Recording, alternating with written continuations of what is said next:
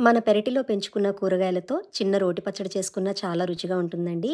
ఈరోజైతే పొట్లకాయ రోటి పచ్చడి చేశాను. ఈ నల్ల పచ్చిమిరపకాయలు మాత్రం చాలా కారంగా ఉన్నాయండి.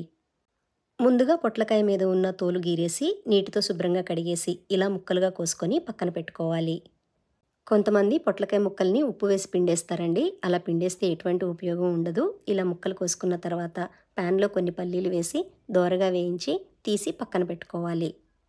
అదే ప్యాన్లో కొద్దిగా నూనె వేడి చేసి కొన్ని మెంతులు వేసి కాస్త దోరగా వేగాక ఒక స్పూను ధనియాలు కొద్దిగా కరివేపాకు వేసి వేయించి తీసి పక్కన పెట్టుకోవాలి.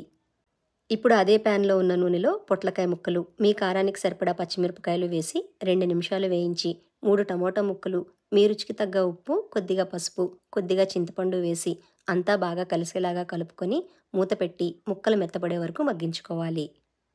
పొట్లకాయ ముక్కలు లేతగా ఉన్నాయి కాబట్టి 4-5 నిమిషాలకి ముక్కలన్నీ ఇలా చక్కగా మెత్తబడిపోయాయండి. ఇప్పుడు కొద్దిగా కొత్తిమీర వేసి అంతా బాగా కలిసేలాగా కలుపుకొని స్టవ్ మీద నుండి దించేసి పూర్తిగా వేడి చల్లారనివ్వాలి. ఇప్పుడు రోట్లో లేదా మిక్సీలో ముందుగా వేయించిన మెంతులు, ధనియాలు, కరివేపాకు, కొద్దిగా జీలకర్ర, 3 వెల్లుల్లి రెబ్బలు వేసి మెత్తగా దంచుకోవాలి.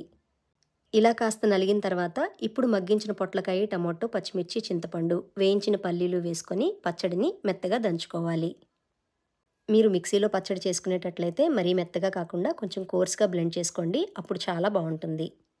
ఎప్పుడూ పెరుగుతో చేసిన పొట్లకాయ పచ్చడే కాకుండా అప్పుడప్పుడు ఇలా టమాటోలు వేసుకొని చేసుకున్నా చాలా బావుంటుందండి. ఈ పొట్లకాయ పచ్చడికి నేనైతే తాలింపు వేయడం లేదు. ఇలాగే వేడి వేడి అన్నంలో కలుపుకొని తింటే చాలా బావుంటుంది. మీరు కూడా తప్పకుండా ట్రై చేసి చూడండి.